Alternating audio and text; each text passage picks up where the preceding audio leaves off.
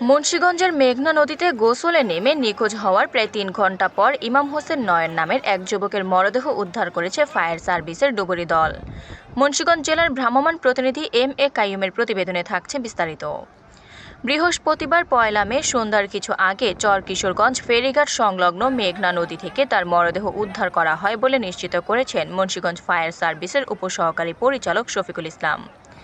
নিহত নয়নের বাড়ি নারায়ণগঞ্জের কুড়েরপাড় গ্রামে। তিনি স্থানীয় বাসিন্দা জাকির হোসেনের পুত্র এবং ৩ ভাইয়ের মধ্যে সর্বকনিষ্ঠ। পড়াশোনার পাশাপাশি নয়ন এশিয়াটেক নামে একটি প্রতিষ্ঠানে চাকরি করতেন।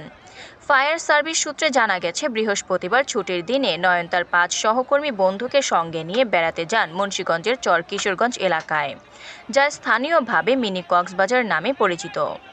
দুপুরে তারা নদীতে গোসলে নামেন। এ সময় প্রবল স্রোতের তোড়ে নয়ন হঠাৎ নিখোঁজ হয়ে পড়েন।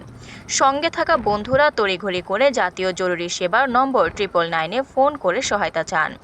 খবর পেয়ে নয়নের স্বজনরাও ঘটনাস্থলে পৌঁছান। নিখোঁজ হওয়ার প্রায় ৩ ঘণ্টা পর ফায়ার সার্ভিসের ডুবুরি দল ঘটনাস্থলের কাছাকাছি এলাকা থেকে নয়নের মরদেহ উদ্ধার করে। আফরিন মোমো, দৈনিক খোলা চোখ। আপনার স্বপ্নের যাত্রা হোক ফ্লাই ইনফিনিটির সাথে।